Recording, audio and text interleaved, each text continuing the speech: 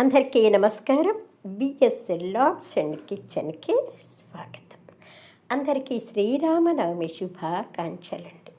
సీతారాముల సంపూర్ణ అనుగ్రహం ప్రతి కుటుంబానికి రక్షగా ఉండాలని మనసారా కోరుకుంటూ, రామాయ రామభద్రాయ రామచంద్రాయ వేధసే రఘునాథాయ నాథాయ సీతాయ పతయే నమః.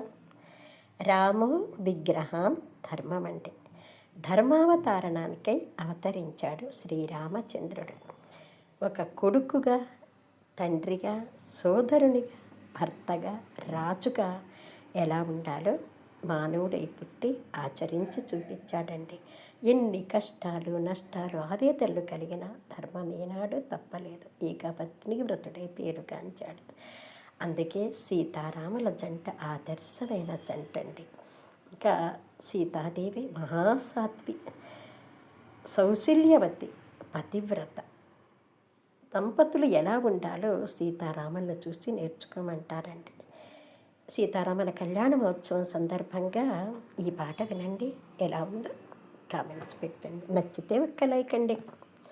ముత్యాల ముగ్గులేసి, రతనాల రంగులేసి, ఆకాశమంతా పందిరి, భూదేవి అంత అరుగు, చలువ పందిరులేసేసి, అలంకారాలు చేసేసి, సీతారాముల జంటకు స్వాగతమంటూ పాడగా, అందాల సీతమ్మకు సుందర రామయ్యకు, అందాల సీతమ్మకు సుందర రామయ్యకు చేద్దామ కళ్యాణం, చూద్దామ వైభోగం, మంగళవాద్యాలు మృగంగా, వేద మంత్రాల సాక్షిగా, ముత్యాల ముగ్గులేసి, రతనాల రంగులేసి, ఆకాశమంతా పందిరి,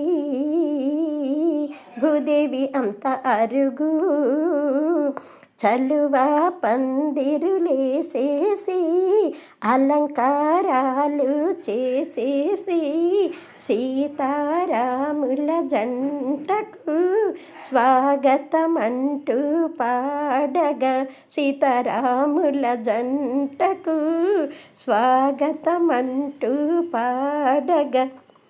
సర్వే జన సుఖినో భవంతు.